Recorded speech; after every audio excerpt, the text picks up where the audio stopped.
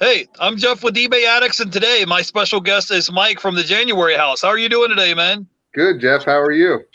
Good, good. It's the first time you coming to hang out with me. I appreciate you taking time out of your busy schedule to come hang out with me. How was your Christmas? Yeah, it was great. It was really good. How was yours? Man, it went by quick. Yeah, it did. So this Thank- whole year went by quick, to be honest with you. So Mike, go ahead and introduce yourself in case people don't know who you are. Right. Hi, I'm Mike at the January House on my YouTube channel. I'm a full-time reseller on eBay, Macquarie. I sell on Bonanza, OfferUp, Facebook Marketplace, and I live here in Central Pennsylvania. Okay, awesome. I'm going to catch some people in the chat. We had people in the chat waiting for us today. We got Art Vandelay here. Hey, Dan. We got DC Sells here in the chat. We got a Philly Picker. Hey, congratulations on hitting your 1,000 subscribers, Philly Picker. Yeah, we got Art Vandelay, DC Sells, and Lauren is here. She says, yay, Mike, good luck. So, thanks. Hey, Lauren. and we got Summers 422 says, hey, everybody. Hey, Summer. So, Mike, go ahead and kind of give us your backstory. How did you first kind of get started into this reselling thing? Have you been reselling your whole life? Were you watching YouTube videos one day, or what did you have a friend or family member says, hey, let's go to the flea market or let's go yard selling? What first got you started into reselling? Yeah, so I guess I've always had the, I don't know, entrepreneur gene or the reseller gene or what have you. I was a teenager in the early 90s, and we sold baseball cards. My dad and I would sell baseball cards at the card shows, like at the malls and stuff. We'd travel around and do that. We sold comic books. But then I got out of it for a while. I had an eBay account for a long time, mostly, just buying things. And then probably 5 years ago, I saw this news story on my local news about this kid who was buying things at Walmart on clearance or Target on clearance and reselling them on eBay for a profit. And I was like, well, that seems like a cool thing to do. Let me check it out. So I started dabbling in that a little bit and selling stuff around the house that I wasn't using anymore. And I was doing it on the side for a couple of years. And then about 3 years ago, a little over 3 years ago now, I started full time. I jumped in and started buying things from yard sales, garage sales, estate sales, storage lockers. I just got really into it, and here I am, full time reseller now, about 3.5 years.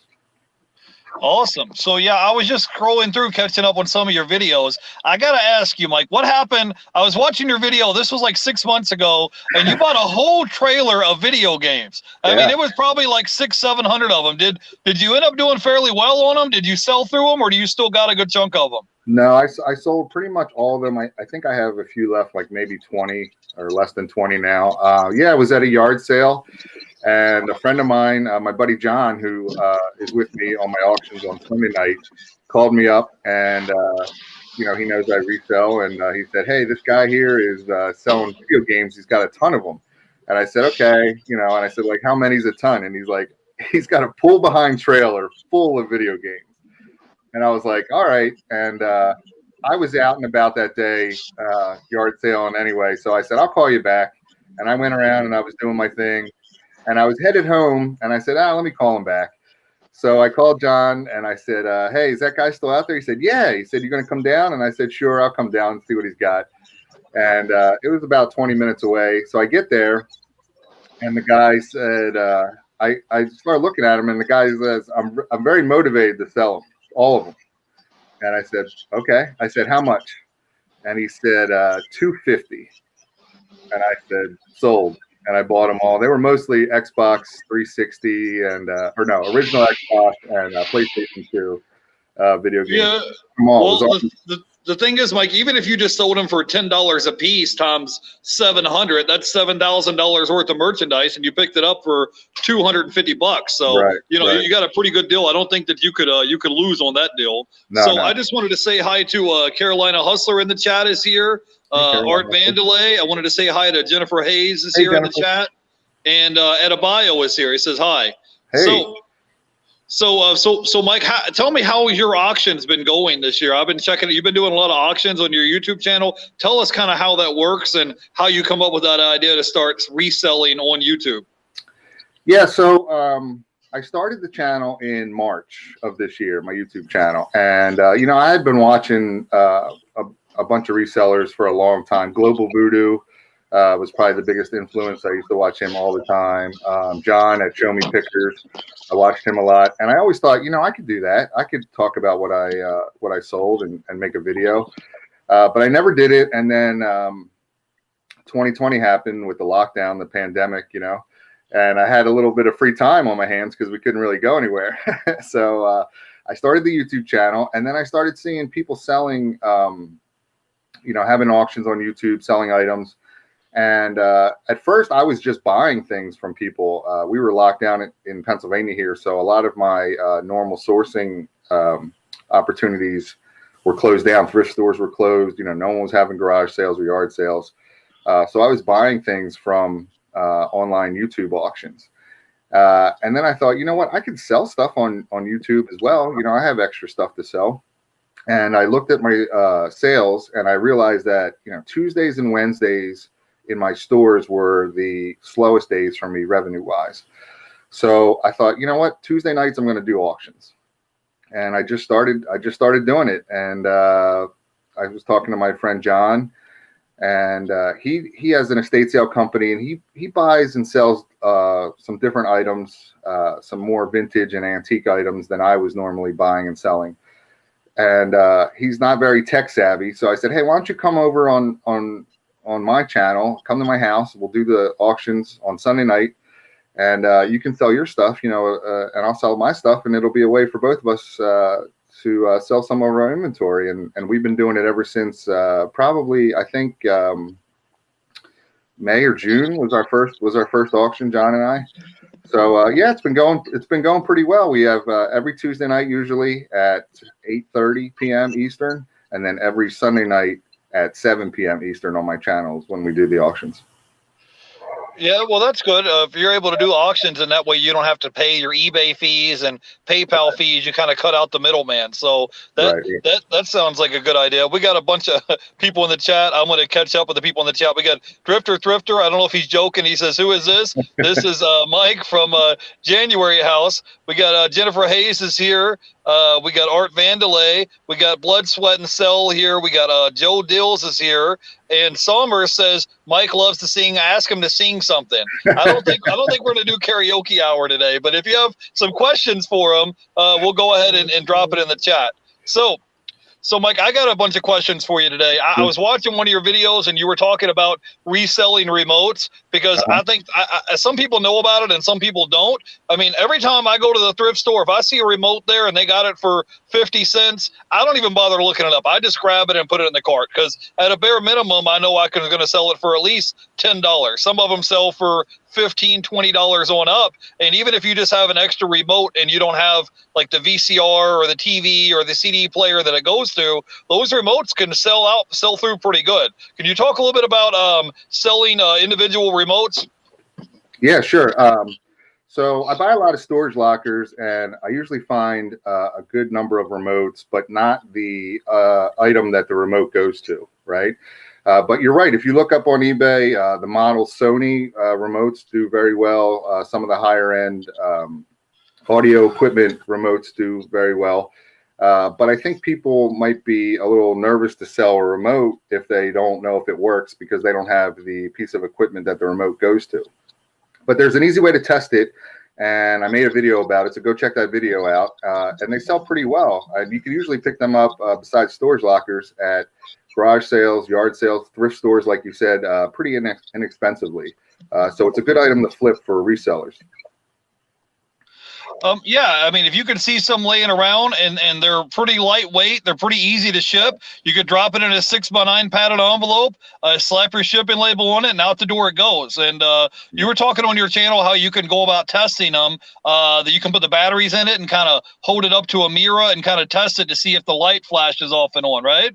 Right. You actually take your cell phone and you open the camera app and you switch the view like you're going to take a selfie photo of yourself, and then you aim the remote into the camera, like next to your face, and push the button, volume or channel or whatever, and you'll be able to see the light from the remote at the top of the remote. It'll show up in your phone in your camera app. So it's pretty easy, and you can do it on your webcam or your laptop camera, the one that faces you, like we're doing here. If I had one, I'd show you. I don't think I have one here, but yeah, that's okay. I was just saying because I think sometimes people may walk past them and not realize they're walking past profit, and you could get them pretty inexpensively. I mean, I've seen some for 50 cents, 75 cents, a dollar, and they sell through pretty good. That's just you have to look up that has a serial number and a model number. I see it flashing, and then so each individual remote has a certain serial number and a model number that goes with it. That goes to a certain unit. So they have to have a certain model number to go with it. So, hey, we had a question in the chat here from Edabio. He says, "Why do you call yourself January House?" Yeah, it's probably the most often question I get asked. So the name actually came from my son when he was 3.5 years old. Like I said, I had a eBay account for a long time. I'd buy things and sell things around the house, whatever. But when I decided to, try to make at first it was just a side gig, side business. I was trying to come up with a name for the store. I wanted to change my account to a store and come up with a store name. I didn't just want to call it like Mike's Stuff or whatever. I wanted to have some kind of different name.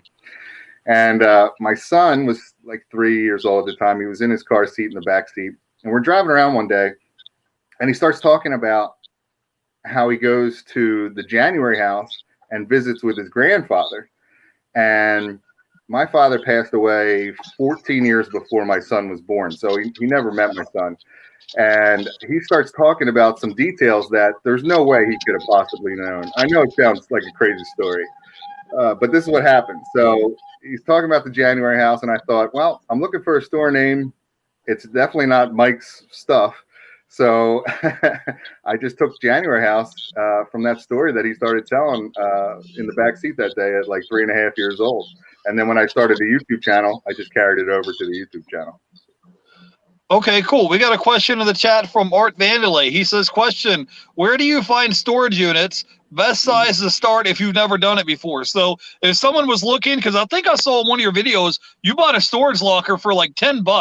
So if someone wanted to say, hey, I've got $20, I've got $50 or $100, I'm willing to roll the dice and take a gamble on buying storage lockers, how would they go about doing it? Do they do them in person? Since the virus hit, can people go online and bid on them online, like in an auction on the internet? Like, can you talk a little bit about storage units? Right. So, I mean, the best way to do it, I think, is if you can go into a live in-person auction at a storage unit, do that, because if you buy them online or when you buy them online, you're limited to however many pictures that they listed, and the quality of the pictures is usually not that great. So you can't really always tell, what's really inside the unit. And here in Pennsylvania, where I live, when I started, we had in-person auctions at storage unit facilities, but right before the pandemic, it didn't really have anything to do with the pandemic. It just fizzled out, and they stopped in-person storage auctions here in central Pennsylvania, at least. So the first storage locker I ever bought, I tried to jump into it. I'd watch these guys on TV and on YouTube buying storage lockers, and I went online, storagetreasures.com, I believe is the website. And I just started with a 5x5 storage unit. For me, it was the smallest unit I could buy, right? So that's how I just wanted to start with the smallest one. And I saw some pictures, and the only thing that I really saw a value was there was a pair of Nike sneakers in there, and there was a box that had one of those like Ninja blenders, those like I don't know, they're like health blenders or whatever, the Ninja brand. But I didn't know if it was in there or not, right? Because I couldn't see like inside the box. Obviously, I just saw the picture of the box. So I spent $10 on that unit, and I won. So I go to pick it up, and it was mostly like clothes in the unit. But inside, there was a jacket, a kid's jacket. Inside the jacket, I found like $7.75 in cash, like in change and paper money in that jacket. So I almost made all my money back in that jacket in that clothing right there. And the Nike shoes were good. I sold them. And then the Ninja blender, I parted out, actually. I didn't sell it complete. I took all the components and listed them individually on eBay. And I just sold the last piece. It's funny. I just made a video. I just sold the last piece of that Ninja blender maybe 2 weeks ago. So I made pretty good money on that storage locker purchase. And right after that, I thought, man, this is easy. I buy a storage locker for $10 and I find $7.75 in cash. Like, I'm going to do this every day. But it's not that easy. But it is a good opportunity to source because you can get a lot of items and your cost of goods is very small. You know, most of my cost of goods are, 25, 50 cents because I take the amount of money I pay for the storage locker divided by however many items I find that I can sell in the storage locker, and that's my cost of good. But you have to have a couple different avenues, to sell things. Furniture is hard. You're going to find a lot of furniture in storage lockers. It's hard to sell furniture on eBay if you're not going to ship it out yourself. So you need like a flea market or a Facebook Marketplace or something like that. So got to have a couple different avenues. Start small, and it's addicting, so just be careful. Yeah, okay, Mike. So if someone wanted to get started in buying storage lockers, do you have any tips or tricks? Because I haven't bought any storage lockers myself because I have a little Toyota Camry. I don't have a big truck or a van or a trailer to haul the stuff away. Right. And I don't want to get stuck with a bookshelf or a big mattress or something because you got to haul all that stuff away. There is a good portion of stuff that's just junk that you got to sweep and get out of there. So do you have any tips or tricks that you can share with somebody if they're like, hey, I've got $20 or $50 or $100. I'm thinking about maybe rolling the dice and buying a storage locker. Is there certain things that we should look out for when we want to buy a storage locker? Should we just say, okay, I'm going to bid $50 in this storage locker, and I think I see 2 or 3 items in here I think I can make my $50 back on, and everything above that would be profit? Because you said you got pretty low cost of goods. Go ahead, Mike. I'm going to put you on full screen. Yeah, so that's a good point. Like most of the storage lockers that people are buying now, they're buying them online from one of those like storagetreasures.com websites or what have you. There's a number of them. So I guess the biggest tip I would say is to only bid on what you can see value in, right? Because I'll give you an example. I bought a storage locker and I paid like $650 for it, and all I could see were these totes, these like they're called like HDX is the brand, and they're black totes with like yellow lids, and they're real high end, they're quality, storage totes. And there was probably like 15 of them in there, and then a couple bags. And I thought, man, those storage totes are quality totes, I bet you there's some good stuff in there, right? But I couldn't see what was inside. Obviously, they were all closed up and just stacked in there. So I spent all that money and I went to clean the locker out. Every one of those storage totes, every one of them was full of trash, like literal trash. Like go to your kitchen, get a bag, go into the trash can, take the bag out and go put it in one of those storage totes and close the lid and put it in the storage locker. And that's what I had, 15 or 18 totes full of trash. So that was definitely, you have to be careful buying storage lockers. So buy what you can see, you can make money on. Don't spend, don't get crazy thinking, well, there's 3 other totes in the back, and if they have X amount of money, I mean, it's kind of hard to do that calculation when you're just starting out. The other thing is I don't have a van or a trailer either. I have a small SUV, and you're gonna need to keep in mind, like, how do I get all this stuff out of here? Like, if you see a mattress, you're gonna have to figure out, like, can this mattress fit in my Toyota Camry and get it out of here? Or where am I gonna put it? What am I gonna do with it? Right. So you have to have that planned out ahead of time. You find a lot of furniture in storage lockers. So you'll need to have an avenue for that, either storing it in your garage. I've seen people that will literally they'll buy a storage locker, they'll pull the furniture just outside the locker, like still at the storage unit facility, take pictures and just put a real low price on it and just try to sell it real quick on Facebook Marketplace, like $10, $20 for a dresser or what have you, just to get rid of it, just so someone will come and pick it up and take it out of there so they don't have to deal with it. So that could be a tip too. But that's probably the top 2. And start small, because it is a lot of stuff. You'd be surprised. Even a 5x5, people can get a lot of stuff in a small 5x5 locker. Yeah, well, Mike said he started off with $10 buying storage lockers. So even if you don't have a lot of money, I've heard of people buying storage lockers for $50 before, or $100, just a small locker just to kind of get their feet wet and try it out. Yeah. Like I said, I don't think my landlord would take too kindly to me bringing home mattresses and bookshelves and dressers and just, I would have nowhere to store all this stuff. But it was just something you kind of got to think through. I wanted to say hi to a bearded veteran in the chat. We got Wendy here. We got Cali Reseller Lewis is here hanging out. We got DC Sells is here, and Art Vandelay and Jennifer. So we had a question in the chat from Adebayo. He wants to know how many items you currently have listed on your eBay store.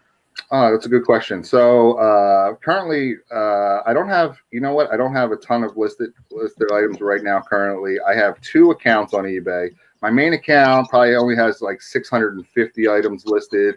And then my secondary account has about 300 items. So we'll say almost 1,000 items listed total. But I have an antique booth where I have a number of items for sale there. And I sell a lot on Facebook Marketplace, bigger, bulkier things that aren't listed in my eBay stores just because I don't want to ship them or try to ship them. So I hope that answers the question. About 1,000 items listed on eBay right now. Okay. Do you also sell on Macquarie or any other platforms? Mm-hmm. Yep. I cross-post to Macquarie, a little bit on Poshmark. It's not really that big of a platform for me. But even some of my smaller eBay items, I will cross-post to Facebook Marketplace or OfferUp. And I also sell on Bonanza. I don't know if you're familiar with Bonanza, but it basically just pulls your listings from eBay and list them on their Bonanza site. So that's a good way if you're not on any of the other platforms to cross-post, because cross-posting takes some time to do that. Bonanza will do it for you, and it actually ends the item in your eBay store if it sells on Bonanza. Okay, that's cool. I had a couple of questions for you, but I want to catch some questions in the chat because the chat moves pretty quick. We got Wendy here. She says, what are your favorite things that you enjoy selling online, like on eBay? What are some of your favorite items that your go-to items that you like selling? Like a lot of electronics. I heard you like selling action figures. Is that true? Yeah, you know what? I kind of enjoy parting things out, like with that Ninja blender or Cuisinart food processors, or action figures. And I'll sell like broken action figures, like the vintage G.I. Joe action figures, the bigger ones, the 12-inch ones. Even if they're broken, they'll sell pretty well. Accessory parts, the little guns or swords or whatever parts to accessory action figures. I'll sell those. Video games I like to sell. They sell usually pretty quickly. I don't know, just anything. I'll sell anything, just as long as it has value in it. Okay, cool. Wendy says, what is your best flip or sell? I'm guessing this year or 2020. Like, what is your best item that you bought that you've made, I guess, netted the most profit on and resold? Yeah, I bought a storage locker one time, and I guess the person that had the storage locker had some kind of a store, like a sporting goods store. And for some reason they had a commercial dehumidifier. And this thing is like, I was a little upset because it's like 4 or 5 feet, like 4.5 feet tall. It's bulky, it's heavy. It's one of those stand-up, commercial dehumidifiers. And I lugged it in my car and I got it home and I looked it up. And I was really surprised at how expensive these dehumidifiers go for. And I listed it on eBay, local pickup. A guy came from Virginia Beach, which is like 5.5 hours away. He drove up from Virginia Beach to central Pennsylvania, bought it, and drove back in the same day. And I sold it for $950. That was my best flip I ever made. And the locker, the whole locker cost me $150. And I mean, there was lacrosse balls and lacrosse, the nets that go on the stick, the lacrosse stick. I mean, there was all types of stuff in there that I sold. I mean, I made a really good amount of money on that locker, but that was the biggest flip I ever made right there. Okay, cool. Mike, I got some questions for you. Like I said, you said earlier that you you have an antique booth? Because I've been looking at some other YouTubers online, like for example, Cincinnati Picker, Froggy Flips. There's some other guys, resellers, YouTubers that also have an antique booth. But I wonder, do they make any money at these antique booths? Because I've tried to get like a booth before, like a brick and mortar booth, and all the money that I made in sales, I made just enough money in sales to cover my monthly payment to have a booth in this physical store. I did much better selling online than having a brick and mortar location. So can you talk a little bit about if someone was interested, if they were like, hey, I would like to maybe open me up a booth in an antique store, what would be like your monthly payment you would have to pay for this antique booth, and what type of items are you allowed to sell there? Because you're not allowed to sell like video games at the antique booth, are you? No, well, not usually. I mean, they have to be. I guess there's a couple different categories of antique malls or antique booths in an antique mall, right? Currently around me, there's 2 big antique malls. One of them, the item has to be vintage to sell in there. It cannot be anything like newer than, whatever, 10 years ago, right? 2000 or whatever. So anything from then on, you can't sell it in there. The one that I'm in, and I tried to get into that one, they just didn't have any space. And I just started with my antique booth in October, mid-October. I started with an antique booth, and the reason I started was because I buy a lot of storage lockers, and I buy a lot of just lots from people, and I started going to live auctions to buy items, and I have a number of things that are sitting around that I haven't got to listed yet. And instead of, just having them sit in my garage or my basement until I get them listed, I thought maybe I'll look into an antique booth and, see what the pricing is and see how I can do in an antique booth setting with some of these items. So I went to the second antique mall, and they had a spot available, and I picked probably the smallest spot. There was a couple available, and I picked a spot that was 8 feet by 6 feet. So it's 48 square feet of space. And it cost me $90 a month. Okay. But my cost of goods on my items is very, very low, like I said. So I put items in there, and it doesn't have to be strictly vintage things. It's just, you can't put it, the rules for this place is you can't put things in there that you could like readily go buy on a shelf, like at Target or Home Goods store or whatever. Like if you can go buy it now currently, they don't want that kind of stuff in there. But you could sell video games like Nintendo games or even Xbox games or Xbox 360 games. But the new like PlayStation 5 or PlayStation 5 games, you couldn't put that in your antique booth. You probably wouldn't want to put it in there anyway. But so I just started grabbing some things that I hadn't had listed, bulkier things, some furniture, some other, little knickknacks. And I tried to put, prices that would just, pretty much sell, lower prices so I could just get rid of it. In October, I was profitable in my antique booth, and November, I was profitable in my antique booth. But December, I wasn't profitable. Well, I'll have to see if I sold enough today, but so far I wasn't profitable, almost. But December was a little slow for me, and I probably just didn't do it right. I'm still learning on how to run my antique booth. But because of the holidays and things that were going, I was trying to get things listed on eBay, fourth quarter and Christmas things, and I was having auctions. I didn't get. You have to put time and effort into an antique booth. You have to constantly, add new items or rotate your inventory, switch things around in your booth, because a lot of people go to same people go week in and week out, and if they don't see different things or they don't see things that are switched up, they just keep walking by. So I didn't put enough effort into it in December, and it reflected in the sales. So January, I'll definitely do a better job with my antique booth. But yeah, start small again. Start small with a small space. Foot traffic is what you want to look for. Go there on a weekday. Go there on a weekend. See how many people are walking around buying things, what they're buying, what they have in their hands. That'll give you a good idea. Is it busy? Did they get a lot of traffic? And what are they buying? What do they have in their hands? Do I have those items to sell?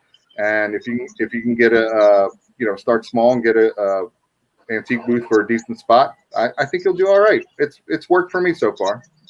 Yeah, I think my biggest problem is some of the stuff that I was selling, like video games and Blu-rays and DVDs and stuff like that. There wasn't the clientele foot traffic looking for those items. Right. They were looking for different items at that particular booth. But if you have certain items that a certain clientele, the people that foot traffic are looking for, it'll sell. And I made some sales, but like I said, by the time I got done paying my monthly fees and paid my time and gas to drive up there to the booth every week, it was like, I was like, is this really what I want to do? I can just sell this on eBay and then, instead of driving back and forth to the booth, I can just slap a shipping label on it and ship it out the door. So Right. we have a question in the chat. Adebayo says, how many items do you sell on average per day on your eBay store? You also sell on your auction as well, though, right? Right. Yeah. So, I mean, I have a couple different streams of revenue where things sell. I have my eBay store. And I sell a couple things, or I have auctions twice a week, like I said. So I sell a few things in my auctions as well. I sell them locally, Facebook Marketplace, the antique booth sales. I don't know. All in, it's probably 15 to 20 items a day. eBay, depending on the day, Tuesdays and Wednesdays are still slow for me. I don't know, 10 to 12 items a day between my two eBay accounts. Okay, cool. Chuck asked a question. He wants to know, do you sell on any other platforms besides eBay and YouTube? Hey, Chuck, how are you? Yeah, I sell on Macquarie's been real good to me this year, and I sell on Bonanza. Like I said, not too many sales on Bonanza, but it's 1 or 2 a week on Bonanza. OfferUp and Facebook Marketplace have really, I think with the shipping issues that we've had, people have turned to their local apps to buy things. They know that if they order something on eBay or Macquarie, it might not get to them in time if they're not paying, extra for UPS shipping or FedEx shipping. So they're looking at OfferUp or Facebook Marketplace to buy things that they normally might buy online, because they know they can just go pick it up and get it, or have you bring it to them, porch pickup or whatever. Yeah. So Mike, can you talk a little bit about selling on Macquarie? Because I'm not currently on the platform. I'm thinking about maybe throwing some listings up there after New Year's. But I'm just kind of curious, do they have enough traffic? Do they have enough buyers on the Macquarie platform where you can sell enough items for it to be profitable on Macquarie? And also, if someone wanted to maybe cross list on Macquarie, or they wanted to list items on the platform, can you tell them how easy it is to do and how easy it is to accept payments and do shipping and all of that? Yeah, Macquarie is a great platform, Jeff. And actually, for the things that you mostly sell, or the things that you talk about more often than not, the DVDs, the video games, CDs, things like that, those things sell pretty well on Macquarie. I really like Macquarie for the interaction that you get. It seems to be like a younger crowd, if you will, like maybe like a millennial crowd, if you will, on Macquarie. But there's a chat feature that, I don't know, for me, that people will ask questions and make offers. It just seems more interactive between the seller and the buyer on Macquarie. It is a little different than selling on eBay. The listings, like I think eBay gives you like 80 characters for a title listing. Macquarie gives you like 40. So you have to be a little bit more specific with your item titles. And then their categories, they don't have as many item specifics as eBay. So it's a little different in that area. But probably the biggest difference, if you've never sold on Macquarie and you've only sold on eBay, is you don't get paid right away. Like on eBay, when you sell that video game or whatever, you have immediate pay. You get paid and then you ship it out. On Macquarie, someone wants to buy your item, they buy it, you ship it. You don't get paid right away. You ship it. They receive it, the buyer receives it, and then they have 3 days to rate you, rate your item, rate you as a seller. And once they rate you, then you get paid. Or if they don't rate you within 3 days, Macquarie will rate you basically and release the funds to you. So it's a little different that way. But I think for like video games and DVDs and action figures, things like that, collectibles, it's a good platform. You should give it a shot. I use a cross-posting software called Vendu. Yeah. So everything gets listed to eBay by me manually, and then I use the software to pull it over. It pulls the listings over to Macquarie, and then I'll just have to tweak a few things like the title usually, because I have to get it down to 40 characters, and some of the categories are a little different. But yeah, it's pretty easy, and I really like it. I sell a lot of it. Okay, we got a question in the chat from Chuck. He says, "Do you store your items outside of the home?" Nope, everything is everywhere in here. I don't store anything outside the home, except for if you consider my antique booth outside the home. All right, Art Vandelay is here. He asked a question. He says, "Have you been listing more than just bigger items on Facebook Marketplace?" Yeah, lately, like I said, for the holiday season, once that shipping, issue really started to take hold within eBay and some of the other platforms, I started moving some things to Facebook Marketplace just to see if they would sell. Things that I thought would be good Christmas gifts, houseware stuff. I don't know, video games and DVDs as well.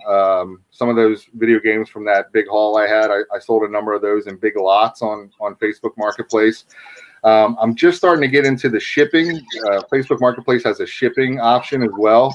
So I'm not super familiar with it, but I'm just starting to try that out too. So we'll see. I haven't shipped anything out for Facebook Marketplace, but yeah, I mean, I'm trying all different things. I'm always willing to learn and try new things. So, Mike, do you have a family as well? Do you have like a wife and kids and family and all that to support, or is it just you? Well, I have me, and I have 3 kids. I have a daughter, she's 11, a son who will turn 7 here on the 18th of January, and then I have a 2-year-old daughter.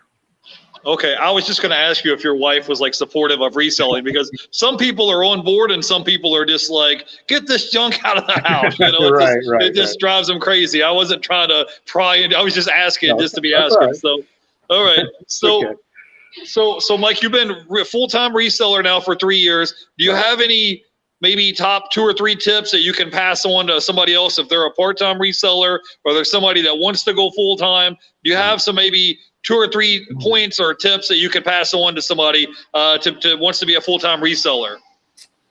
I'd say probably number 1, if you don't have one already, if you're part-time and you just can't because you're part-time, you're going to have to think of a good or come up with a good process, because full-time reselling, it's not just it's busy. It takes a lot of time. So you need to think about, I'm going to wake up in the morning, I'm going to pack my items that I sold from the night before, and then I'm going to have to go to the post office or schedule a pickup. Then I'm going to need to list things and answer questions and go source items during the day. And how many days a week am I going to do all that? How many items am I going to list every day or whatever? So you're going to have some kind of a plan ahead of time. And of course, whatever you decide, you don't have to keep that set in stone. You're going to tweak things here and there, but if you're part-time, you're usually just doing it with your extra free time.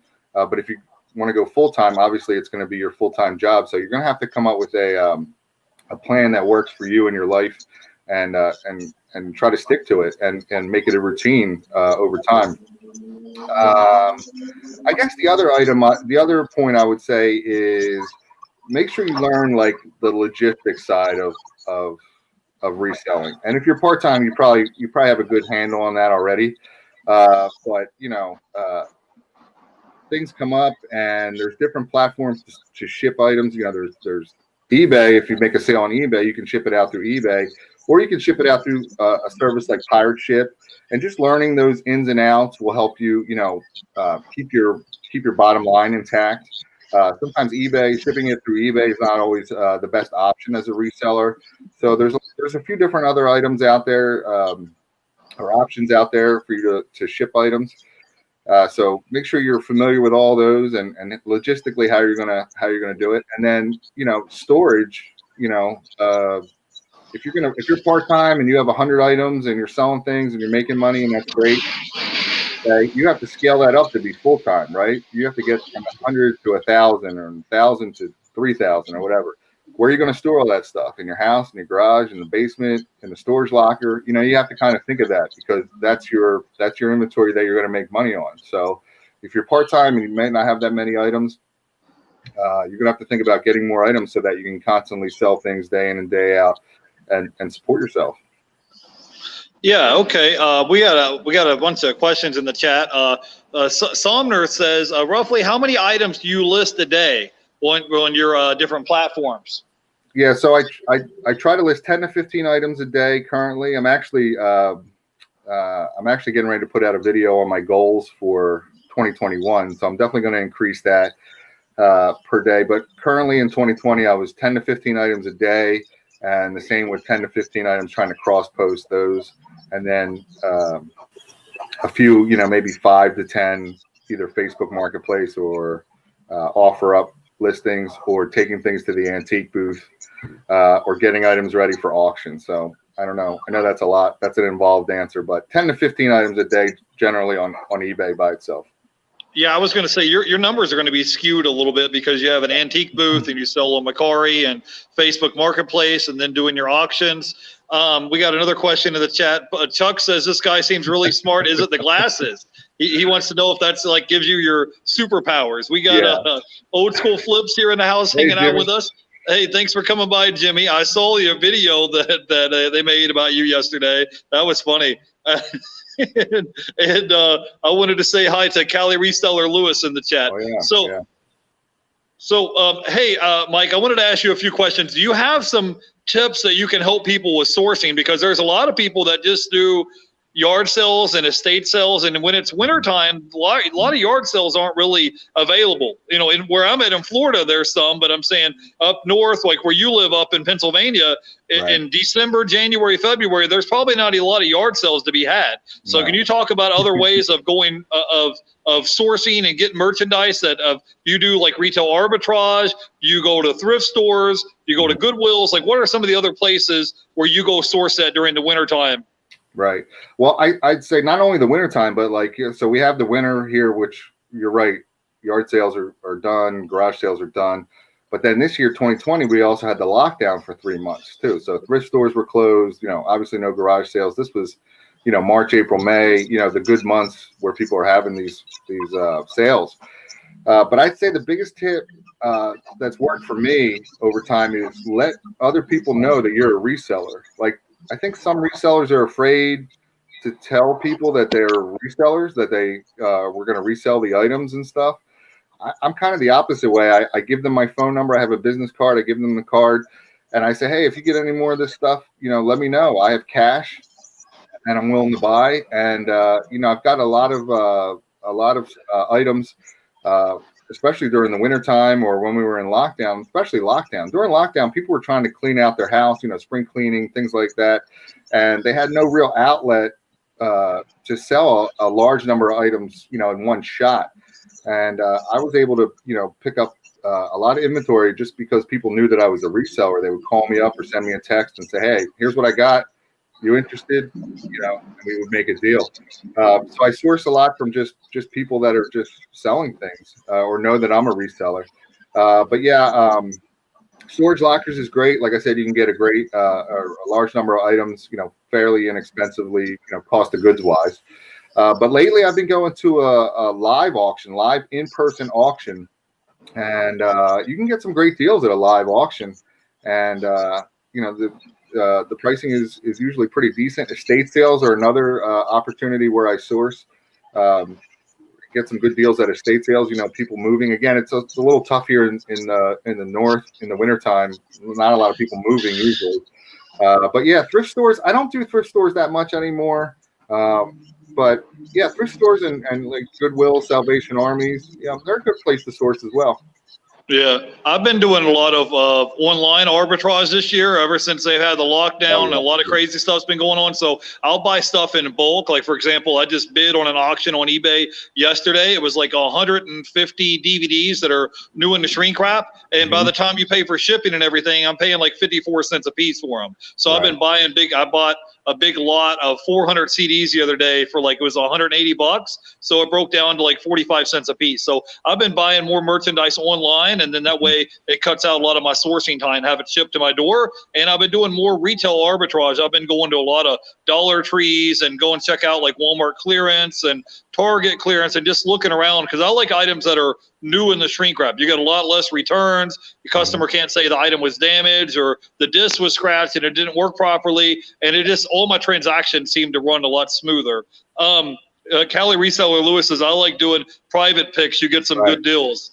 We got some questions in the chat. Art Vandelay says, do you run sales or promote your eBay store? And Chuck asked a question. He says, when you list 10 to 15 items a day, are you talking 7 days a week, or do you have days off? He wants to know if you just work indefinitely, or tell us how that works. You know, I do try to do it every day. I mean, obviously I don't do it every day, but I do try to do at least this past year, 10 to 15 items a day, every day.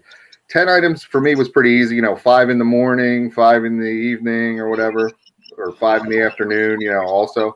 So that wasn't too bad. One of my goals for next year is to list 30 items a day, but 5 days a week, right? Because I don't think, at least right now, I could do 30 items a day, 7 days a week. We'll see. Maybe I could.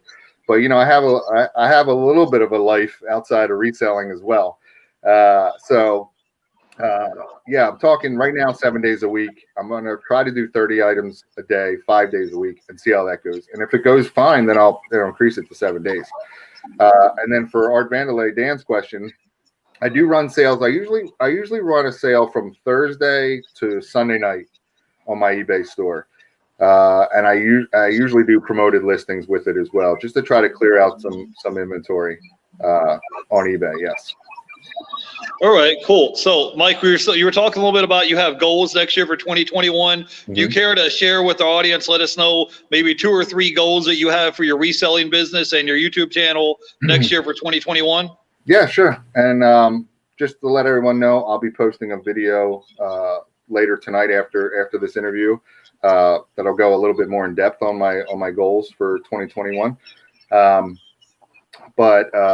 One of the goals that I have is to list on Poshmark more. Like I said, I have some items in a Poshmark store, but it's not many.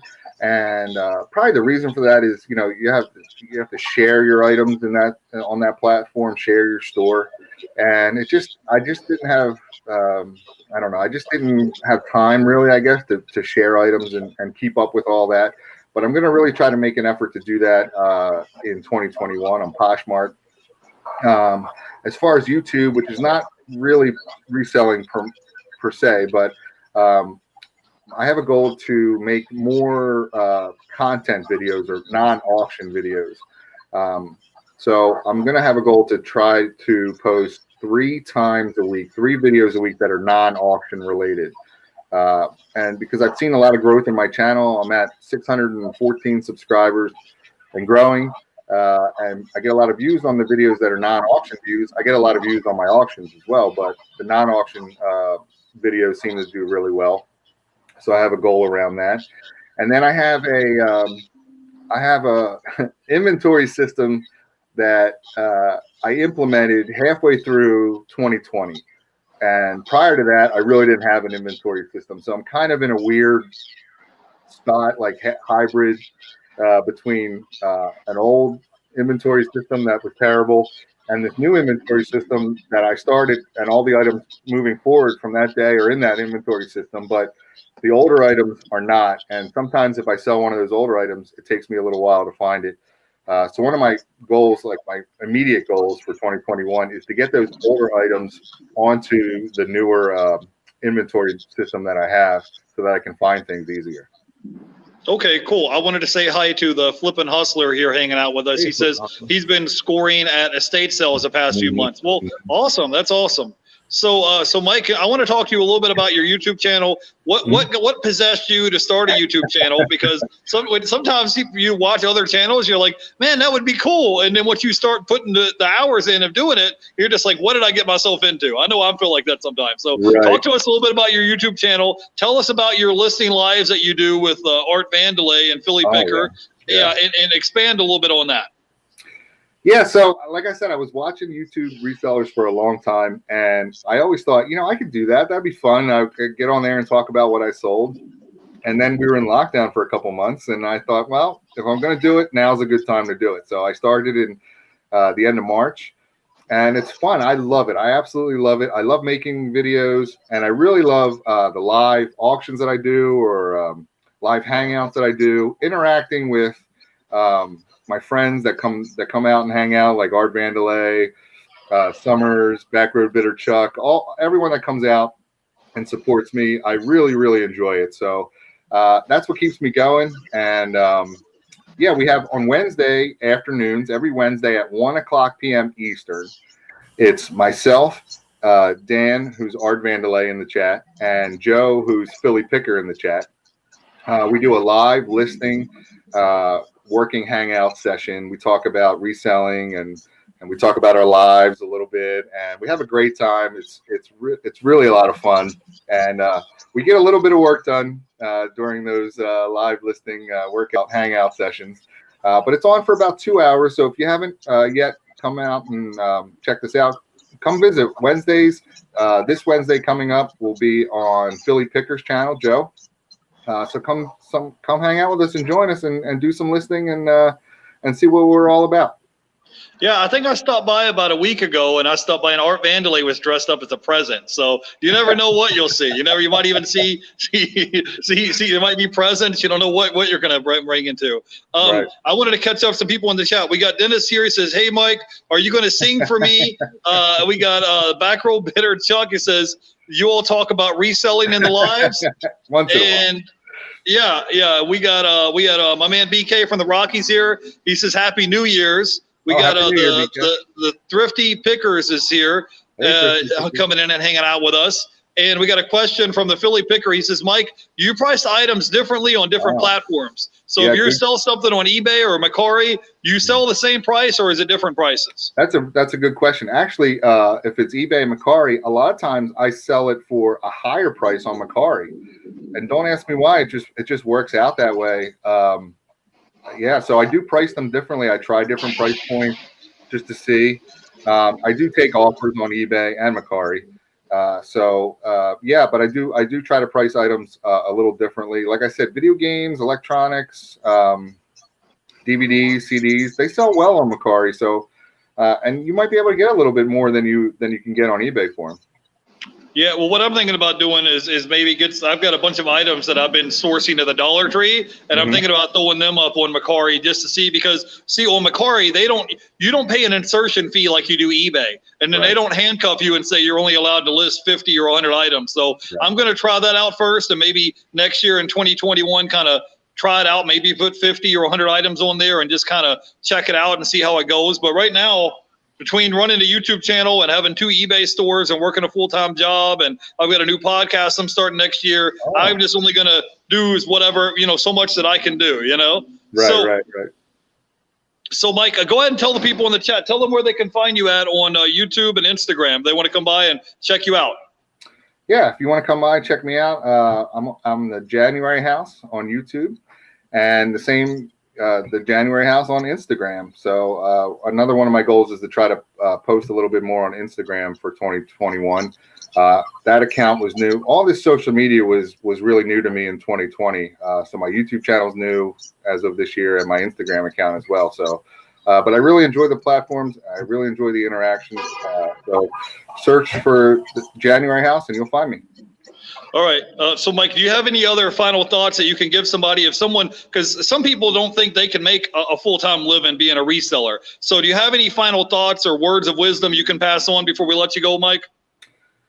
I say, look at where you're at currently if you're part-time and you're doing it, and just try to make a plan to see what you need to do to move forward and do it full-time. Look at your finances, look at your expenses, look at the items that you source and can source. Some people don't have access to all those video games or whatever. You might have to go in a different route, try new things, branch out a little bit in the different niches and see what happens there. But you'll know when you're ready, and just learn the logistics, and don't jump in don't jump in right away without having a plan.